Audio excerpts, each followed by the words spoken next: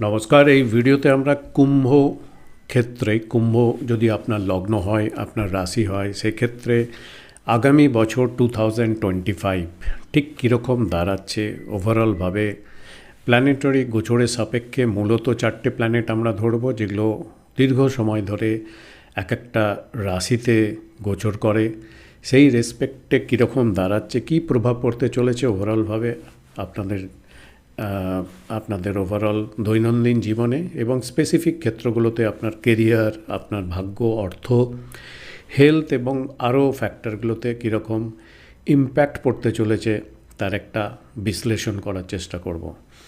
কুম্ভের ক্ষেত্রে আপনাদের যে রাশিপতি বা লগ্নপতি শনির ট্রানজিটটা মূলত ইম্পর্ট্যান্স দিতে হবে। শনি দেখা যাচ্ছে 29 মার্চের পরে রাশি পরিবর্তন করে আপনার লগ্নতে যে এতদিন ছিল, লগ্ন বা রাশিতে, সেখান থেকে দ্বিতীয়ভাবে চলে যাচ্ছে, যেটা মীন রাশির ক্ষেত্র। এবং সেখানে দ্বিতীয়ভাবে কিন্তু রাহু অনেক দিন গোচর করছে, 1.5 বছর, প্রায় 1 বছর হয়ে গেল। রাহু অনেক দিন গোচর করছে এবং রাহুরও একটা ট্রানজিট এই আগামী বছর 2025-এ ট্রানজিট হবে এবং রাহু 18ই মের পরে চলে আসবে আপনার লগ্ন বা রাশি স্থানে। তো এই দুটো ইভেন্ট হচ্ছে সবথেকে বড় পরিবর্তন কুম্ভের ক্ষেত্রে। এছাড়াও আপনাদের যে আরেকটা বিগ প্ল্যানেটের যে গোচর, বৃহস্পতি আপনাদের লাভপতি এবং সেকেন্ড হাউস ওয়েলথের পার্টের যে লর্ড, বৃহস্পতির ট্রানজিশনটা যদি আমরা দেখি 4th হাউসে ট্রানজিট করছে। যখন বছর শুরু হচ্ছে বকরি অবস্থায় পাচ্ছি। 14th মের পরে বৃহস্পতি আপনাদের 4th হাউস থেকে 5th হাউসে চলে আসবে, যেটা কিন্তু খুব পজিটিভ ট্রানজিশন। আবার 18th অক্টোবরে বৃহস্পতি ট্রানজিট হবে আপনাদের ষষ্ঠভাবে। বৃহস্পতির যে উচ্চক্ষেত্র কর্কট রাশি স্থান, যেটা আপনাদের ষষ্ঠ ভাব, সেখানে 18th অক্টোবরে বৃহস্পতির ট্রানজিট হবে। এবং এদের মধ্যে দুটো প্ল্যানেট শনি এবং বৃহস্পতিও কিন্তু এই আগামী বছর একবার করে বকরি হবে, রেট্রোগেট মোশনে পাবো। বৃহস্পতি বকরি অবস্থায় যেটা পাচ্ছি, ডাইরেক্ট অবস্থায় যাবে 4 ফেব্রুয়ারি থেকে। এবং বৃহস্পতি পরের যে রেট্রোগেট মোশন আমরা দেখব, সেটা 11th নভেম্বর, বছরের প্রায় শেষের দিকে। শনি 13ই জুলাই আর একবার রেট্রোগেট হবে আপনার দ্বিতীয়ভাবে গিয়ে এবং ফরওয়ার্ড মোশনে আসবে 28 নভেম্বর 2025। তো এই পিকচারে এরকম ট্রানজিটে আমরা কি ফল পেতে পারি, চলুন আমরা দেখি, এক এক করে বিশ্লেষণ করার চেষ্টা করি। মূলত যে আপনাদের রাশি বা লগ্ন লর্ড যে এতদিন আপনাদের লগ্ন বা রাশি স্থানে ছিল এবং এরপরে দ্বিতীয়ভাবে যাচ্ছে 29th মার্চের পর, অতএব বলা যাচ্ছে যে সেকেন্ড হাউসে যখন শনি যাচ্ছে এবং সেটা যখন মিত্র গৃহ, কিছুটা ওয়েলথ ইনক্রিজের বার্তা কিন্তু দিচ্ছে। আপনার ওয়েলথ ইনক্রিজ এবং আর্নিংয়ের কিছুটা বাড়ার ইঙ্গিত কিন্তু দিচ্ছে 2025-এ। মাঝামাঝি সময় ধরতে পারেন, কেননা রাহুও থাকছে মে মাসের 18 তারিখ পর্যন্ত। তো মাঝামাঝি সময় মেয়ের পর থেকে আপনাদের ক্ষেত্রে ওয়েলথ ইনক্রিজ এবং আর্নিংয়ের কিছুটা বাড়ার পসিবিলিটি কিন্তু তৈরি করছে। আপনার বা আপনি যেভাবে ইনকাম করেন, যে সোর্স, তার কিছুটা চেঞ্জ হতে চলেছে এরকম ইঙ্গিত দিচ্ছে। এবং এই চেঞ্জটা আপনার ওয়েলথ ইনক্রিজ এবং আর্নিংয়ের পোটেনশিয়াল আর্নিং এবং তার ইনক্রিজ হওয়ার বার্তা কিন্তু দিচ্ছে। দ্বিতীয় ভাব থেকে আমরা জানি আমাদের কমিউনিকেশন প্যাটার্ন, কিভাবে কথা বলি, অপরকে কিভাবে কনভিন্স করি, এই কমিউনিকেশন স্টাইলেরও কিন্তু কিছুটা চেঞ্জ হবে। মূলত শনি প্ল্যানেটটি যখন যে ঘরে থাকে সেই ঘরের কারকতার উপর চেঞ্জ বোঝায়, এটাই হচ্ছে শনির গোচরের মেন থিম। বৃহস্পতি যখন কোনো ভাবে গোচর করে, তখন সেই ভাব সম্পর্কের পজিটিভ পার্টটার কিছুটা ইনক্রিজ করে। আর রাহু কেতু হচ্ছে মূলত নেগেটিভ পার্টগুলোকে ইনক্রিজ করিয়ে দেয়, সেই ভাব সম্পর্কেও নেগেটিভ। তো এইগুলো হচ্ছে থিম জেনারেলি। তো এখানে আপনার দ্বিতীয়ভাবে যখন শনি যাবে, তখন আপনার কমিউনিকেশন স্টাইলের কিছুটা পরিবর্তন হতে চলেছে। মূলত যারা আপনার ক্লোজ ফ্যামিলি মেম্বার আছে বা আপনার সঙ্গে ক্লোজ অ্যাসোসিয়েট আছে। ধরুন আপনি আগে সফটলি কথাবার্তা বলতেন, কমিউনিকেট করতেন, সেই জায়গায় দেখা যাচ্ছে কিছু চেঞ্জ আপনি করতে চাইছেন আপনার পরিবারে বা আপনার সন্তান বা এই সব দিক থেকে। সেখানে কিছুটা প্রতিবন্ধকতা আসছে বা গ্রোথ হচ্ছে না। সেক্ষেত্রে আপনি সফট থেকে কিছুটা হয়তো স্ট্রিক্ট হলেন, একটু একটু স্ট্রিক্ট ল্যাঙ্গুয়েজ ইউজ করে একটু স্ট্রিক্ট ভাব দেখালেন, এই রকম কিছু কমিউনিকেশনের বার্তা আপনি দিতে পারেন। বা আপনি খুব হার্ডস হয়ে কোনো জিনিস খুব নেগেটিভ হয়ে যাচ্ছে কমিউনিকেট করে, সেক্ষেত্রে আপনি কিছুটা সফটলি ডিল করলেন, সফটলি কমিউনিকেট করলেন, এই রকম ব্যাপারটা হতে পারে। যেহেতু এই চেঞ্জটা করবেন, দেখবেন যে যে যে কোনো ক্ষেত্রেই আপনার যে যে যে কমিউনিকেশন, তার যে রিয়াকশন, সেটার মাধ্যমেই কিন্তু চেঞ্জ আসে। তো আপনি যে কমিউনিকেশনটা করবেন তার ফলে দেখবেন যে তাদের বিহেভিয়ারে অনেকটা চেঞ্জ হচ্ছে, সেটা পজিটিভ নেগেটিভ দুটোই হতে পারে।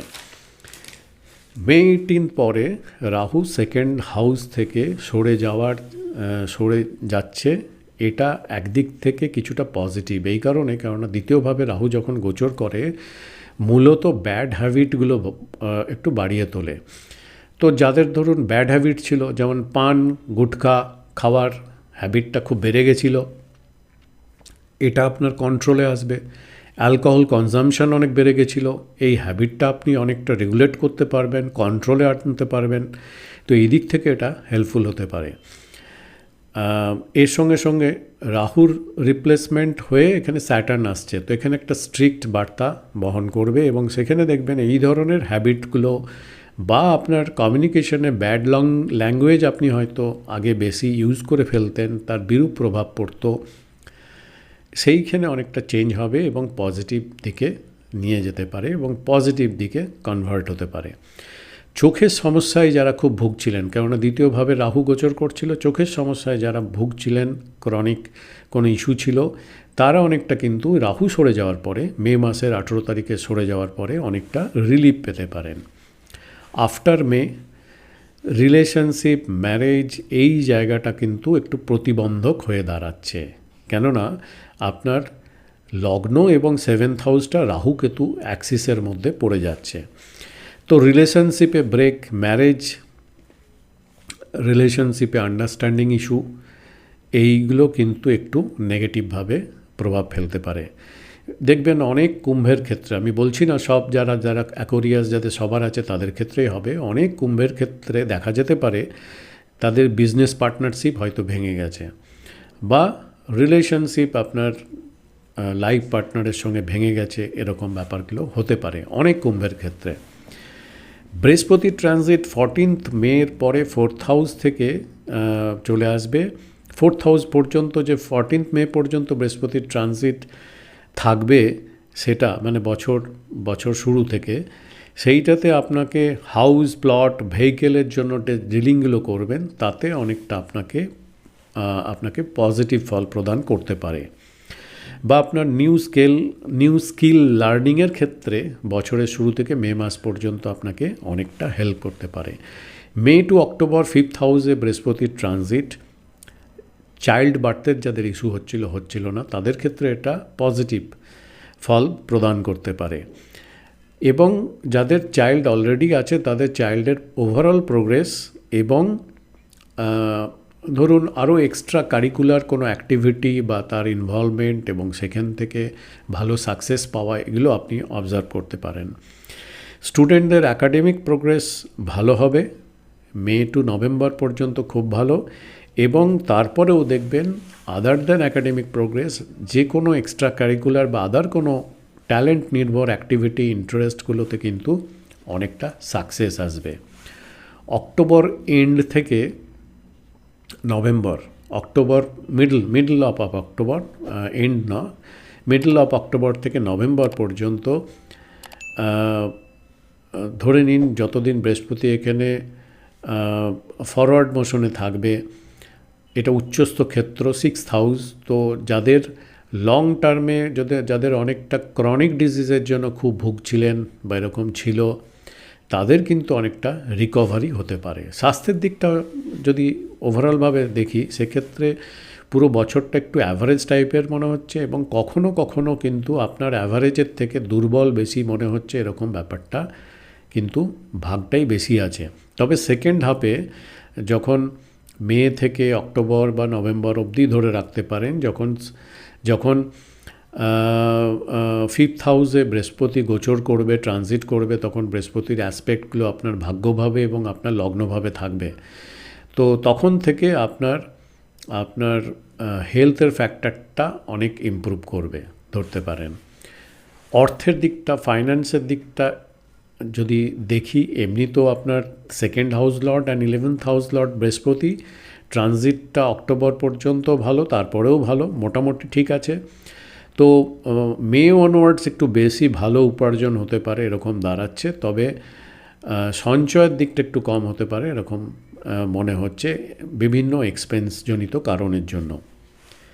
কেরিয়ার ওভারঅলভাবে যদি দেখি, মেয়ের পরের দিক থেকে কেরিয়ার যদি আপনার বিজনেস থাকে সেক্ষেত্রে একটু স্লো মোশনে যাবে এরকম মনে হচ্ছে। ওভারঅলভাবে বলছি, সব অ্যাকোয়ারিয়াসের বা কুম্ভের ওভারঅলভাবে বললাম, কিন্তু যারা চাকরি করেন বা সেলফ এমপ্লয়েড অন্য কিছু করেন তাদের ক্ষেত্রে এপ্রিলের শেষ ভাগ থেকে যদি দেখেন, সিক্সথ হাউসে টা আপনাদের সিক্স হাউস ষষ্ঠ ভাব এবং 10th হাউসটা দেখবেন কোনো ম্যালিফিক প্ল্যানেটের কনজাংশন বা ম্যালিফিক প্ল্যানেটের ইনভলভমেন্ট কিন্তু কমে যাচ্ছে দৃষ্টির মাধ্যমে, বা সেখানে প্লেসমেন্টের দরুন যে ম্যালিফিক এফেক্টটা থাকে সেটা কিন্তু অনেকটা কমে যাচ্ছে এপ্রিলের পর থেকে। কেননা মে মাসের পরে রাহু সাইন চেঞ্জ যদি করে তাহলে রাহুর অ্যাসপেক্টটা থাকছে না আপনার 10th হাউসে। আবার যদি দেখেন শনির একটা অ্যাসপেক্ট এখন পড়ছে, টিল এপ্রিল পর্যন্ত পড়বে, এটাও কিন্তু শনি শিফটিংয়ের জন্য থাকবে না। তো 10th হাউসটা ফ্রি থাকছে, 6th হাউসটাও ফ্রি থাকছে ম্যালিফিক ইনভলভমেন্টের দিক থেকে যদি দেখি। এবং দশম ঘরের যে লর্ড মঙ্গল এপ্রিল অনওয়ার্ড যদি দেখেন মোটামুটি পজিটিভ ট্রানজিট আপনাদের ক্ষেত্রে বা অনেকটা ফেভারেবল পজিশনে থাকবে। তো এই সবগুলো ফ্যাক্টর যদি বিবেচনা করা হয় তাহলে দেখা যাচ্ছে এপ্রিল অনওয়ার্ডস বা মাঝামাঝি সময়ের পর থেকে বছরের আপনার কেরিয়ারের দিক থেকে অনেক এক্সপেকটেশন ফুলফিল হতে পারে, ভালো গ্রোথ হতে পারে এবং পজিটিভ গ্রোথ হতে পারে, এরকম সম্ভাবনাটাই বেশি মনে হচ্ছে ওভারঅলভাবে। তো এটাই দাঁড়াচ্ছে ওভারঅলভাবে কুম্ভের ক্ষেত্রে 2025-এর একটা জেনারেল কনসেপ্ট প্ল্যানেটারি গোচরের জন্য। মনে রাখবেন, এটা কোনো ব্যক্তিগত ন্যাটাল চার্ট অ্যানালিসিস করে কোনো কিছু বলা হচ্ছে না, একটা ওভারঅল বলা হলো। এবারে আপনার ব্যক্তিগত ন্যাটাল চার্টের মধ্যেই সব কিছু লুকিয়ে আছে, টাইম কি বলছে, আপনার বার্থ চার্ট কীরকম সেট আছে, সেইটাই হচ্ছে মূল কথা। সেই অনুযায়ী আপনারা কিন্তু পজিটিভ এবং নেগেটিভ ফল পাওয়ার ক্ষেত্রে সেরকম কম বেশি প্রাপ্ত হতে পারেন। যদি আপনার পার্সোনাল কনসালটেন্সি নিতে চান, আপনার বার্থ চার্ট সাপেক্ষে আরও ডিটেলস অ্যানালিসিস করে 2025-এর আরও ডিটেলস যদি আপনি অ্যানালিসিস করে জানতে চান, তাহলে অনলাইন কনসালটেন্সির জন্য আমাকে অ্যাপ্রোচ করতে পারেন। আমি কেবলমাত্র অনলাইন কনসালটেন্সি দিয়ে থাকি, ভিডিও কল বা ফোন কলের মাধ্যমে। ডিটেলস প্রসিডিওরগুলো আপনারা যদি একটু ওয়েবসাইটটা ভিজিট করেন সেখানে পেয়ে যাবেন, প্রসিডিওর ফিজ ইত্যাদি। আদারওয়াইজ হোয়াটসঅ্যাপের মাধ্যমে মেসেজ এক্সচেঞ্জ করে এনকোয়ারি করতে পারেন। এই নাম্বারটা হোয়াটসঅ্যাপ নাম্বার, এখানে কল করলে রিসিভ করার মতো কেউ থাকে না, সুতরাং কল করলে পাওয়া যাবে না, মেসেজ করে আপনি এনকোয়ারি করতে পারেন। তো আশা করব নতুন বছর আপনাদের ক্ষেত্রে সুখ, শান্তি, ধন, ঐশ্বর্য, প্রাচুর্যতা নিয়ে আসবে এবং হেলথ ওয়াইজ আপনারা ভালো থাকবেন। এই রকম আমার দিক থেকে কামনা করে আমি ভিডিওটা এখানেই সমাপ্ত করলাম। অনেক ধন্যবাদ।